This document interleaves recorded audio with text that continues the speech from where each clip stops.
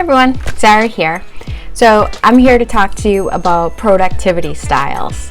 I'm not just here to talk to you about your productivity style, but I'm here to talk to you about the people around you, or the people that affect you's productivity style, because I think that's just as important.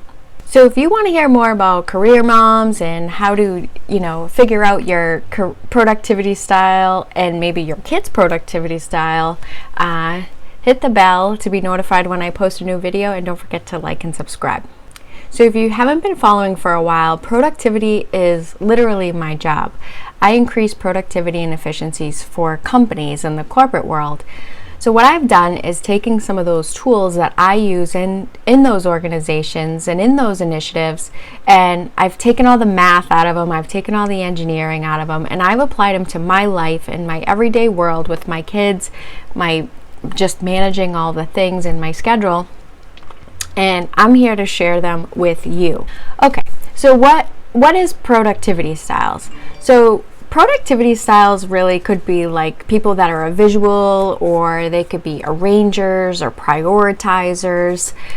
So those are just kind of the way people think. And then you have all these tools. You have like planners and calendars and bullet journals and workflow tools.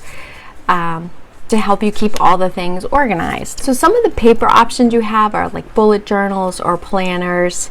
You have vertical layouts, horizontal layouts, weekly, monthly, daily layouts. So many options, which is lovely, which is great, but you got to find the one that works for you. Then you have some apps. You have apps like the calendar app, the Trello web tool. That's a great tool.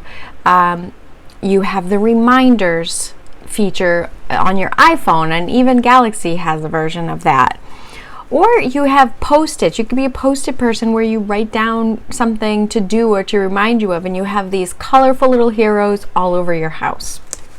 So then you have time blocking. So maybe you have moments in your day that are really crazy and really busy, so you want to take more advantage of those calm times or those crazy times, and that is a great tool for that type of situation.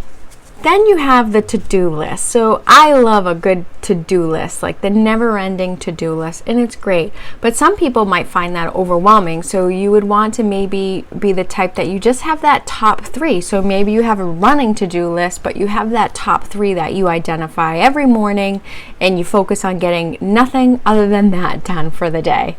But what I think, when it comes to finding your productivity style, you really have to identify what works for the people around you, like your coworkers or your kids or your spouse or anyone in your family. Okay, so maybe we'll talk about you. So maybe you love that paper-based planner, you like to have all the different notebooks, and you like to have all the pens and the Post-its and all that fun stuff.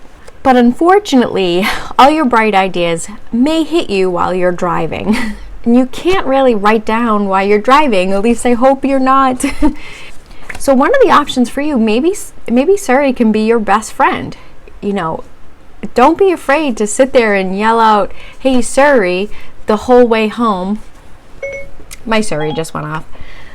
Remind me to do this, remind me to do that. And don't forget, if you know you're going to be running errands on Saturday, hey, on Saturday at 10 a.m., remind me to get milk. That's a great tool.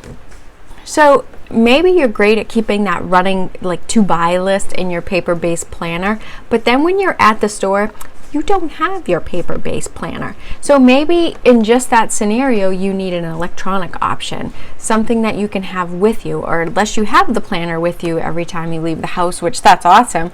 I just don't like to lug things, but I always have my phone, so maybe that's an opportunity to have one of those electronic or app-based tools. Okay, so here let's dig into the family world at this point. So maybe you have a family member that's very literal. When you say take out the trash, they take out the trash, but did they put a bag in? No, you just said to take out the trash. You didn't say to take out the trash and put a bag in. So maybe the checklist or a routine, or building a routine around that, would be the best productivity style for that person you depend on. So maybe you just need to establish that for them, and then you can set it and forget it. Okay, so again, let's go back to that to-do list. So my kids are older, and I like for them to just tell me what they want me to buy sometimes at the grocery store instead of figuring out what snack of the week that they want and wasting money. So we went the route of putting that food list and having, just write down a list of all the things you want. Well, that's great. But I like to stop at the store on the way home and the list is on the fridge or on the counter or something. So my kids in this situation are old enough to maybe just go populate an app. So if they want something, you can have a family sharing list in your phone and they can just say, granola bars or chocolate milk or whatever that they want, and you just have that. So if you're on your way home, you don't have to call them 100 times while they're ignoring your calls, so they can send you a picture of the list. So maybe that, again, that reminders app could be a great tool for that situation.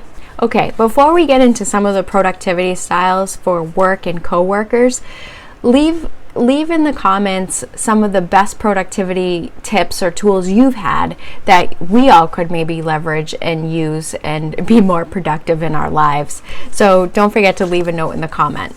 Okay, so work productivity styles. So you could be at work and you could be that person that hates the paper-based model or method, if you will. But you find that you're always sharing your screen. So if you're anything like me, I don't want to take notes while I'm sharing my screen or doing demos or sharing a project timeline or whatever the case may be. I don't want to take notes on my screen because I just want to write quick notes that only I understand and then polish them up and send them out later. So I need a paper-based system so I can just jot them down for myself and then I'll send them out later. So maybe in that situation, a quick little notepad would be great for you to have in that. So you don't have to be all in for paper, but you just need it for those moments. So again, really understand at the moment what kind of productivity style you need to have that fits the occasion. Okay, let's go back to that literal. So how many of you have had coworkers where you're like, hey, run the report, and you say run the report and you're like, run the report, run the pivot tables, create the dashboard. Right? I get the report, but I still need all the dashboards and charts and everything. So maybe that literal person, they're like, well, you told me to just run the report, so I ran the report. Well, maybe again, that checklist or creating that cadence that work every fourth Monday of the month, we're gonna run the reports, run the dashboards, run the numbers, and have that checklist or that routine that you established for that coworker so you can work better together and you can be more productive and you're not spending time chasing each other. So what I say is to consider all these different productivity styles, the people around you in the situation, and then pick what's best for the situation. It may not be your favorite, but again, we want to focus on productivity, and the best way to be productive is kind of work as a team really in this situation. So I've included a download for all the productivity tips that we talked about, and you can get that in the link in description. So thanks for watching, everyone, and don't forget to like and subscribe. Take care.